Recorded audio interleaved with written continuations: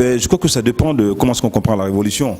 Moi, je crois que je dis que je voulais personnellement parler de révolution évolutionnaire, c'est-à-dire pas révolutionnaire, par rapport à la beauté des choses, par rapport aux réalités. Aujourd'hui, il y a une réalité qui est indubitable. Notre jeunesse aujourd'hui est en perte de vitesse. Et moi, ce que je voudrais partager avec les jeunes d'aujourd'hui, c'est la sagesse, partager avec eux, c'est le respect de l'aîné, c'est le respect du père, de la mère, du grand frère, parce qu'aujourd'hui, ça n'existe pas.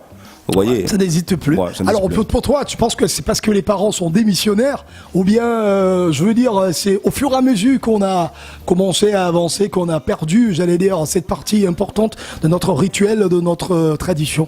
Il y a quelqu'un qui me disait avant-hier que depuis que le monde est monde, le soleil se trouve levé à l'est. Ça veut dire que rien n'a changé. Ce sont les hommes qui reviennent avec leur comportement plus ou moins qui ne sont pas adéquats.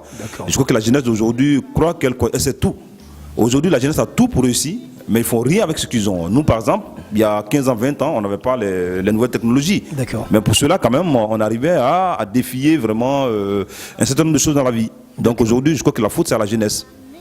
Alors, quelles sont donc les solutions de l'artiste, puisque vous êtes comme des prophètes, vous êtes comme des petits dieux, justement, vis-à-vis de vos fans.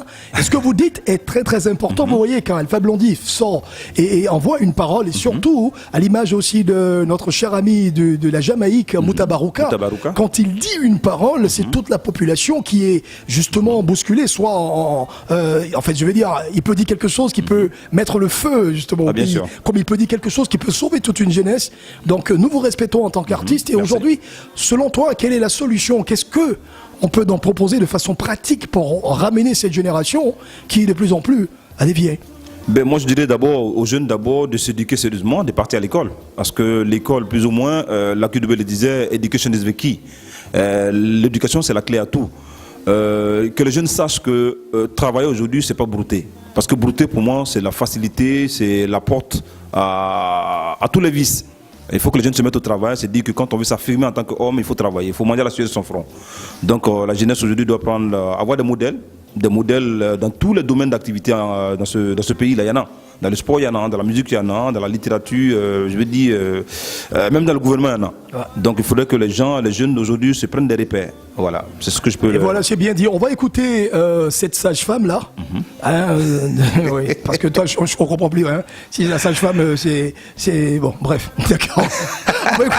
On va écouter cette sage-femme, parce qu'il y a deux sortes de sage-femmes, tu vois ce que je veux dire, non? Oui, je vois venir là. Tu préfères laquelle? Celle qui se retrouve dans les hôpitaux ou à la maison? Celle qui se retrouve dans les hôpitaux.